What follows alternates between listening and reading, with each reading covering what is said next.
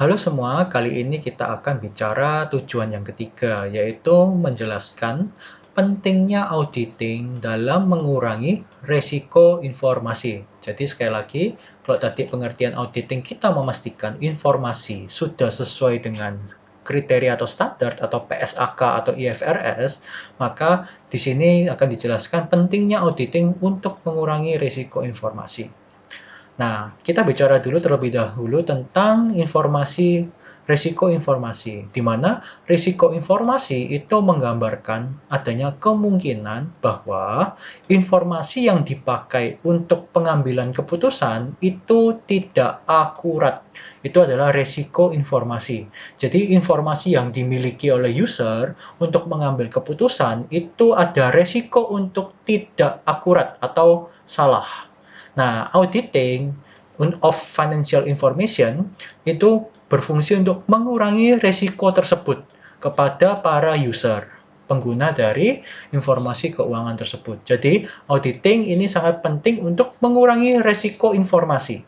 Karena di dalam suatu informasi yang banyak, itu biasanya ada yang mempunyai risiko salah ataupun tidak benar informasinya. Oke, mari kita lanjut ke tujuan yang keempat karena masih saling berhubungan. Di sini akan dijelaskan penyebab terjadinya risiko informasi dan bagaimana cara kita untuk menguranginya. Oke, pertama kita lihat dulu. Penyebab pertama daripada risiko informasi adalah remoteness of information, ya.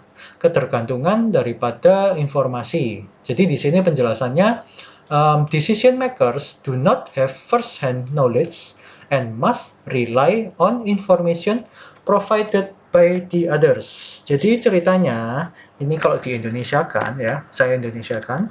Jadi user atau pengguna laporan keuangan itu bukan pemegang informasi pertama.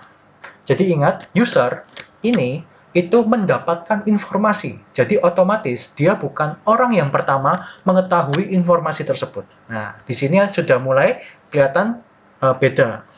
Ya, user bukan pemegang informasi pertama, dan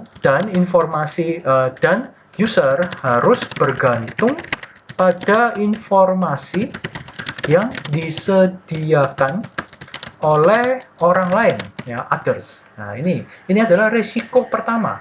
Kenapa? Karena pemegang keputusan itu adalah user. Tapi user bukan orang yang memperoleh informasi pertama. Tapi informasi yang didapat oleh user itu berasal dari orang lain.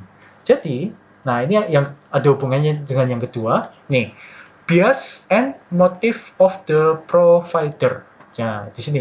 Jadi bisa dilihat, resiko informasi yang kedua adalah bisa jadi providernya itu mempunyai motif tertentu dan memberikan informasi yang bias.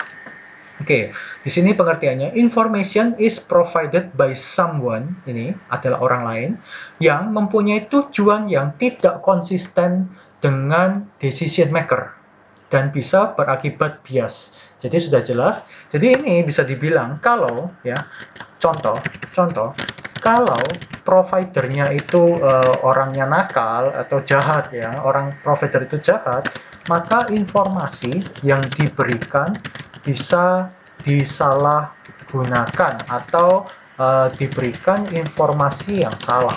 Ya, ini jelas, berarti motifnya tidak baik. Nah, maka dari itu, user itu mempunyai risiko informasi seperti ini. Makanya dibutuhkan auditing untuk memastikan bahwa informasi tersebut sudah benar.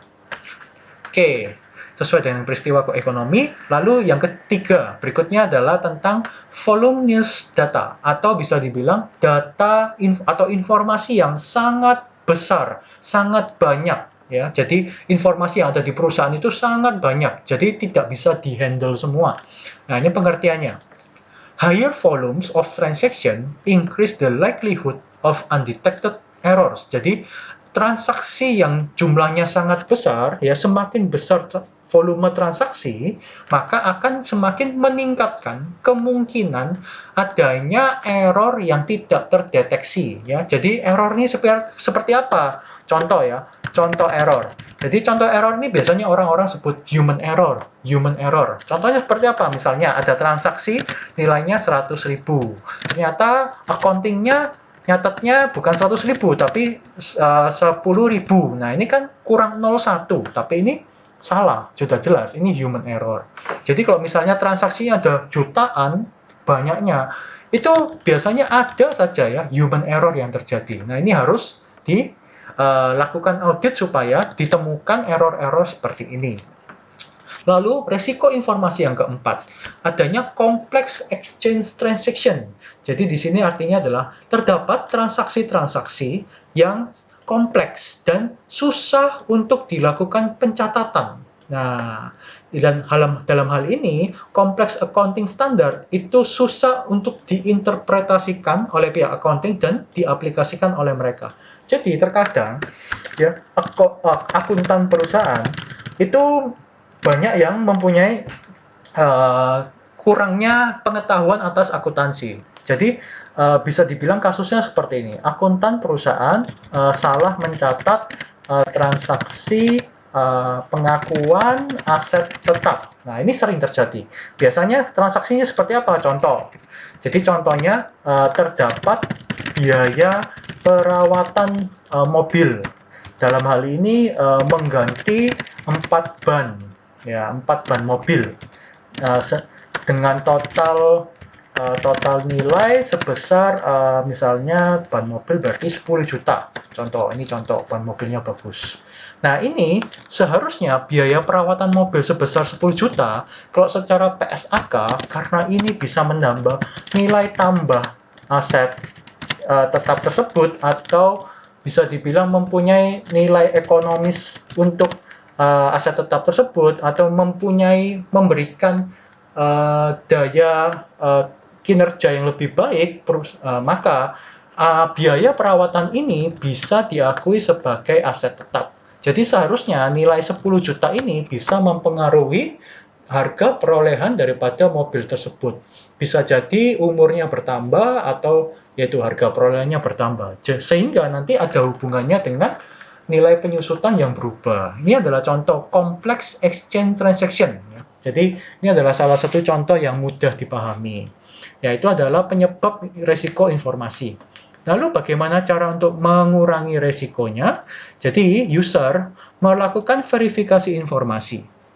Jadi jadi pengguna laporan keuangan itu tentu saja menanyakan secara langsung, the user may go to the business to verify the information. Jadi seperti yang kita ketahui, di Indonesia khususnya, banyak sekali mereka adalah para investor. Tapi banyak sekali investor pasif, di mana mereka hanya terima laporannya saja, tapi tanpa mengetahui sebenarnya laporannya ini apakah informasinya sudah benar atau enggak. Jadi cara mengetahuinya adalah usernya langsung menanyakan kepada memastikan informasi tersebut langsung ke bisnisnya. Nah, di sini. Tapi biasanya cara ini itu biasanya membutuhkan banyak sekali cost ya, mahal dan ya jarang dilakukan juga.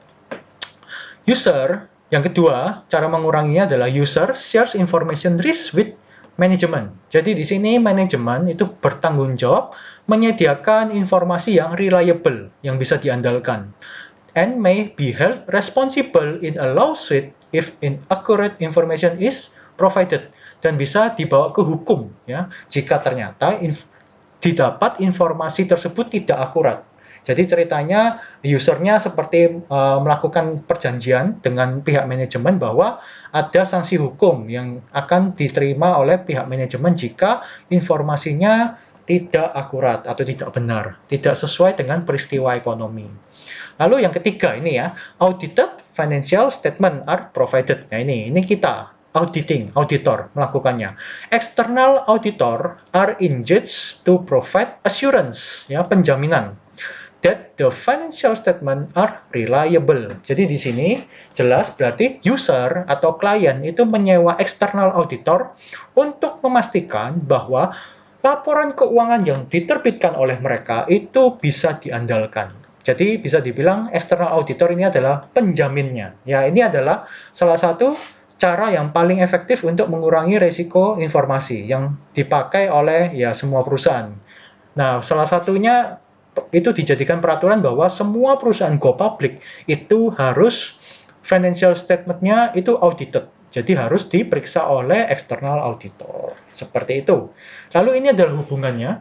Hubungan relationship antara external user atau klien kepada external user kepada klien, dan klien kepada auditor, auditor kepada external user. Jadi bisa dibilang seperti ini, kita mulai dari external user. Jadi ada external user itu macam-macam ya, supplier, konsumen, ya, banyak semuanya, investor. Nah, di sini kita mulai dari external user, investor. Investor, ya, investor di sini itu menyediakan capital atau modal, modal kepada perusahaan atau klien. Ya, nah, di sini klien akan menyediakan financial statement kepada user. Namun, sekali lagi untuk mengurangi resiko informasi, klien ya itu atau audit komite itu menyewa auditor, ya, menyewa auditor. Ya. Nah, di sini auditor akan memeriksa laporan keuangannya klien. Nah, di sini auditor akan melakukan ya menerbitkan report atau sebutannya laporan audit atas financial statement-nya klien dalam rangka ini mengurangi resiko informasi, dan itu nanti dilaporkan kepada publik, otomatis akan dibaca oleh external user. Ini adalah hubungannya. Oke, jadi untuk pengurangan risiko informasi, penjelasannya sampai sekian. Terima kasih.